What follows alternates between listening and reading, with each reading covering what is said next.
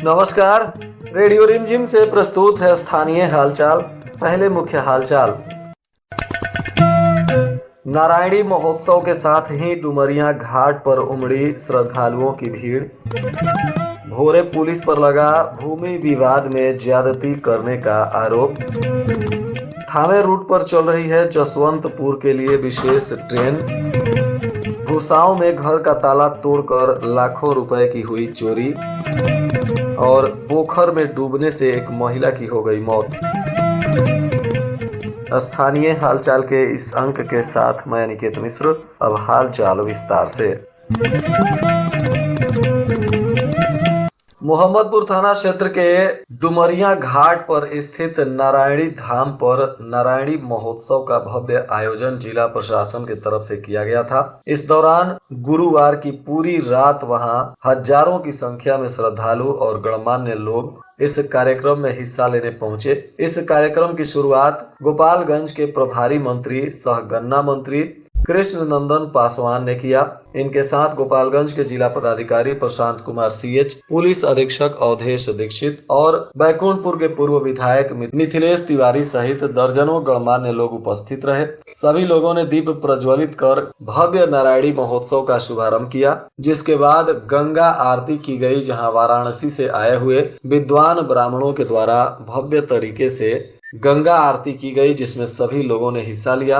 गंगा आरती के बाद सांस्कृतिक कार्यक्रम का शुरुआत हुआ, जिसमें दर्जनों कलाकारों ने पूरी रात सांस्कृतिक कार्यक्रम में लोगों का मनोरंजन किया। इस दौरान मुख्य रूप से लोक गायिका अन्नू दुबे, गोपाल राय और निशाद अहमद तथा इंडियन आइडल की फाइनल में पहुंची एक गायिका भी आई हुई थी। सभी लोगों ने इस कार्यक्रम में पूरी रात लोगों का मनोरंजन किया। इसके बाद सुबह सुबह यहाँ कार्तिक पूर्णिमा स्नान को लेकर हजारों हजार की संख्या में महिला और पुरुष श्रद्धालु एकत्रित हो गए थे और दोपहर तक यहाँ भव्य तरीके से लोगों ने नारायणी नदी में स्नान कर पूजा अर्चना की, दान पुण्य किया। इस दौरान भव्य मेला का भी यहाँ प्रतिवर्ष की भांति इस वर्ष भी आयोजन हुआ था। गोपालगंज के पुलिस पदाधिकारी, दंडाधिकारी भारी संख्या में पूरे मेला परिसर में लोगों की सुरक्षा के दौरान लगे रहे। इसके साथ ही वहां भारत स्काउट गाइड के बच्चों ने भी सैकड़ों की संख्या में पहुंचकर पूरे मेला में विधि व्यवस्था को संभाला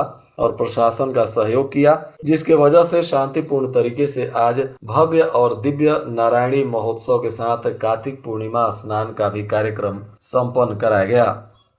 इधर भोरे थाना की पुलिस पर भूमि विवाद को सुलझाने के नाम पर मारपीट करने और सीसीटीवी कैमरा तोड़ने सहित महिलाओं के साथ भी अभद्र व्यवहार करने का आरोप लगाते हुए पीड़ित मोहित कुमार श्रीवास्तव, जो भोरे थाना क्षेत्र के बलवा गांव के निवासी हैं, उन्होंने आज पुलिस अधीक्षक से मुलाकात कर इस मामले में न्याय की गुहार लगाई। उनका कहना है कि उनके पटीदार के साथ भूमि विवाद चल रहा है, जो मामला माननीय न्यायालय में लंबित है। इसी बीच अंचलाधिकारी और भोरे थानाध्यक्ष उनके विपक्षी के साथ मिलकर उनके घर पर पहुंच गए। परिवारजनों की पिटाई की, महिलाओं की भी पिटाई की गई, अभद्र व्यवहार किया गया। सभी लोगों को पकड़कर पूरी रात थाने में बंद की गई। सुबह चालान कर दिया गया। परिवार के लोग इसका वीडियो बना रहे थे तो महिलाओं की पिटाई की गई, घर का दरवाजा तोड़ दिया गया, मोबाइल छीन लिया गया और घर में लगे सीसीटीवी कैमरे को तोड़ दिया गया और डीवीआर को पुलिस अपने साथ ले गई। इस मामले में पीड़ित ने पुलिस अधीक्षक से मिलकर कहा है कि घर के सीसीटीवी का डीवीआर अगर पुलिस अधीक्षक स्वयं देखें तो पूरा मामला स्पष्ट हो जाएगा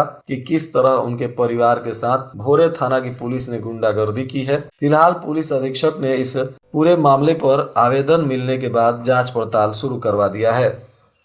रेलवे प्रशासन की तरफ से यात्रियों की सुविधा को ध्यान में रखते हुए छपरा यशवंतपुर छपरा भया कप्तानगंज पड़रौना विशेष पूजा गाड़ी का संचालन किया जा रहा है, जो 16 नवंबर को छपरा से यशवंतपुर के लिए जाएगी, तो वहीं 19 नवंबर को यशवंतपुर से छपरा के लिए यह ट्रेन आएगी। यह गाड़ी 05183 नंबर है, जो छपरा से यशवंतपुर तक चलेगी। 16 नवंबर को सुबह 5:30 पर यह छपरा से प्रस्थान करेगी।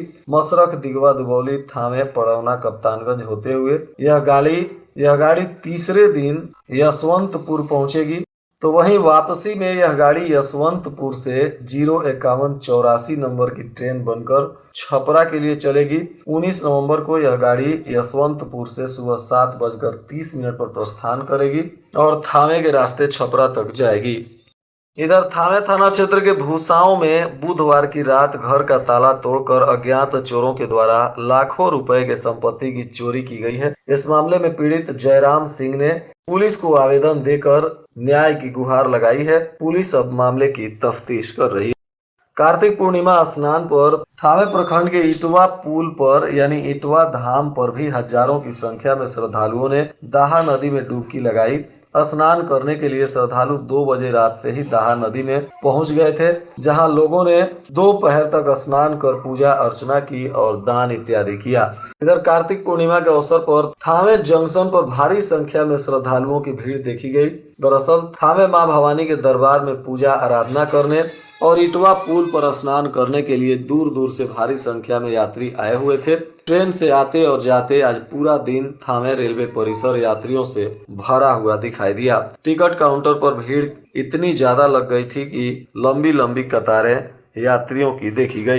इस दौरान थावे मां भवानी के दरबार में भी भारी संख्या में भीड़ पहुंची। सुबह से ही माता का दर्शन करने के लिए महिला और पुरुषों की लंबी कतार लगी रही। लोग अपनी बारी का इंतजार करते रहे और देर शाम तक लोगों की भीड़ भाड़ के साथ माता की पूजा आराधना की गई। इधर भोरे बाजार में श्रम विभाग के अधिकारियों ने छापेमारी कर 2 बाल श्रमिकों को छुड़ाया। इसके साथ ही दोनों दुकानदारों पर भी प्राथमिकी दर्ज की गई। बताया जा रहा है कि खजुराहा मोड़ पर सत्यम स्वीट और चारमुहानी पर मोटर गैरेज में बाल श्रमिकों की सूचना मिली थी, जिसके बाद श्रम प्रवर्तन अधिकारी अंकुर राय और स्थानीय प्रशासन के लोग छापेमारी किए और इस दौरान 2 बाल श्रमिकों को मुक्त कराया गया तथा बाजार के विभिन्न होटलों और रिपेयरिंग सेंटरों में भी छापेमारी की गई। छापेमारी की भनक लगते ही आसपास के दुकानदारों में खलबली मच गई। इसके बाद टीम ने 2 बाल श्रमिकों को मुक्त कराया और दोनों दुकानदारों पर केस भी दर्ज किया गया है।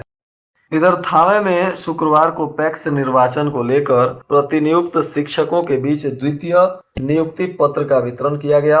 लेखपाल शैलेंद्र कुमार मधुकर ने बताया कि पैक्स निर्वाचन मतदान के लिए 75 शिक्षकों को द्वितीय नियुक्ति पत्र दिया गया, जिसमें पीठासीन अधिकारी, प्रथम मतदान अधिकारी, द्वितीय मतदान अधिकारी और तृतीय मतदान पदाधिकारी शामिल हैं।